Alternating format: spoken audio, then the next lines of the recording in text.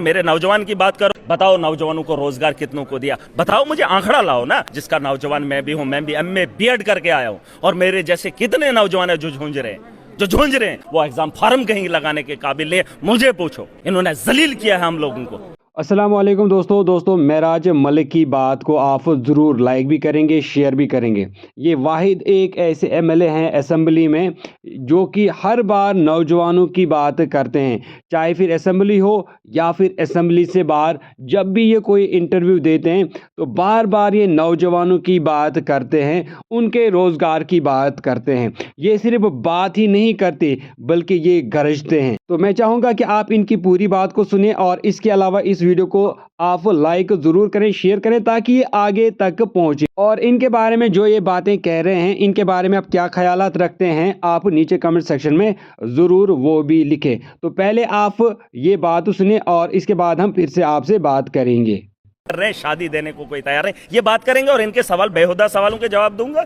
इनके बेहुदा सवालों के जवाब मेरे पास नहीं। मेरे नौजवान की बात करो, माफिया तुमने लाया, शराब के ठेके तुमने खोले, बताओ नौजवानों को रोजगार कितनों को दिया? बताओ, मुझे आंकड़ा लाओ ना। मोदी के 10 साल के अंदर जम्मू कश्मीर के नौजवान को किसको फायदा हुआ? जिसका नौजवान मैं भी हूं। मैं भी एमए बीएड करके आया हूं, और मेरे जैसे कितने नौजवान है जो झूंझ रहे हैं। इनके दौर में जो कॉन्ट्रेक्चुअल बेसिस पे हमारा पीएचडी स्कॉलर काम करता था, 7 महीने उसको पढ़ाने के लिए इनको 15,000 नहीं है, इन्होंने निकाल दिया। आज वो दर बदर की ठोकरें खा रहा है। 15 साल के बाद वो एग्जाम फॉर्म कहीं लगाने के काबिल नहीं है। मुझे पूछो, ये बात करेंगे? इनको कोई बात करने का अधिकार नहीं। अगर इनको ज्यादा तकलीफ हो रही है, अखाड़े में खड़े हो जाए, हाउस के अंदर नहीं। हाउस को चलाते चलाते 10 साल हो गए। इन्होंने जलील किया है हम लोगों को, और आज इन जलीलों की मैं बात सुनूं, जिनकी औकात नहीं है। इनको एक सवाल के अलावा जवाब ही नहीं देना आता, बस पढ़ के आएंगे, शाम को सुबह रट्टा लगा के ठोकना ही ठोकना है सवाल। अरे बहस करो, बहस करने की हिम्मत नहीं है। पॉलिसी तुम्हारे, माफिया है इनका। नौजवान आज फॉर्म भरने के भी लायक अब नहीं रहा, क्योंकि वो ओवर एज हो चुका है। ये बात कही मेराज मलिक ने अपने आज के इस इंटरव्यू जो उन्होंने टीएसएल को दिया था, और काफ़ी ज़्यादा गुस्से में लग रहे थे मेराज मलिक।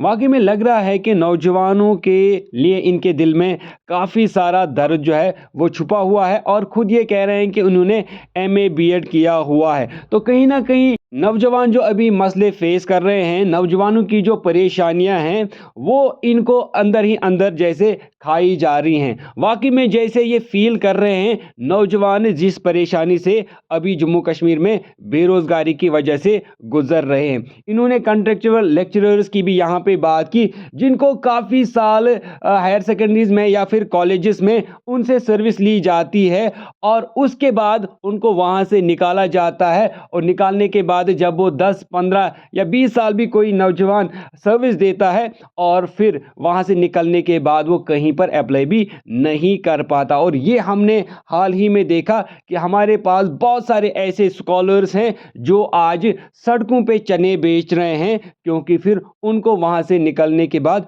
किसी तरह का कोई रोज़गार नहीं मिला। ये हालत है जम्मू कश्मीर के नौजवानों की, और यही बात बार बार मेराज मलिक भी उठा रहे हैं नौजवानों के रोज़गार के बारे में। अब बस यही उम्मीद है कि नौजवानों की ये जो बात कर रहे हैं, इनकी बात को सुना जाए, और जो नौजवान हैं, पढ़े लिखे, खासकर बेरोज़गार नौजवान हैं, उनके लिए सरकार कोई अच्छे इकदाम जो हैं, अच्छे स्टेप जो हैं वो उठाए। खासकर जो पेंडिंग वैकेंसीज़ हैं उनको फिल किया जाए। हाल ही में उमर अब्दुल्ला साहब ने कहा कि 32,000 के करीब वैकेंट पोस्ट्स हैं, तो इससे बेहतर ये है कि जो वैकेंट पोस्ट्स हैं वो वैकेंट ही रहें। बेहतर यही रहेगा कि उनको फिल किया जाए। इससे कम से कम नौजवानों को किसी हद तक राहत की सांस मिलेगी। बहुत सारे नौजवान अभी ओवर एज हो रहे हैं, और बहुत सारे बेचारे अब ओवर एज भी हो गए हैं, जो अब आने वाले पोस्ट्स के लिए एलिजिबल नहीं रहेंगे, और आगे वो अप्लाई भी नहीं कर पाएंगे, क्योंकि वैकेंसीज का वेट करते करते उनकी एज ही निकल चुकी है। और लाखों की तादाद में हमारे जम्मू कश्मीर में अभी पढ़े लिखे बेरोजगार नौजवान हैं। अगर आज भी जम्मू कश्मीर की सरकार इन पढ़े लिखे बेरोजगार नौजवानों के लिए कोई बड़ा कदम नहीं उठाएगी, कोई बड़ी रिक्रूटमेंट नहीं लाएगी, तो जम्मू कश्मीर में पढ़े लिखे बेरोजगार नौजवानों की तादाद ऑलरेडी लाखों में है, और वो और बढ़ के फिर बहुत ही बड़ी प्रॉब्लम जम्मू कश्मीर के लिए बन सकेगी। यहाँ तक कि आज महराज मलिक ने कहा कि नौजवानों को कोई शादी नहीं देता, उनके लिए कोई रिश्ता नहीं आता, वैसे आएगा भी कैसे। जो पढ़ा लिखा बेरोजगार नौजवान है, जब वो कुछ कमाएगा नहीं तो उसको रिश्ता कौन देगा।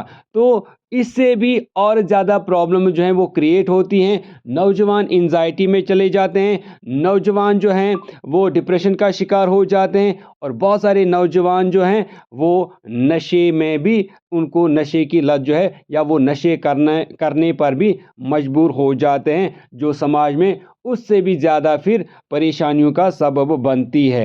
तो चाहिए कि जो वैकेंट पोस्ट हैं उनको एडवर्टाइज़ किया जाए और नौजवानों को मौका दिया जाए कि वो इनमें पार्टिसिपेट करें।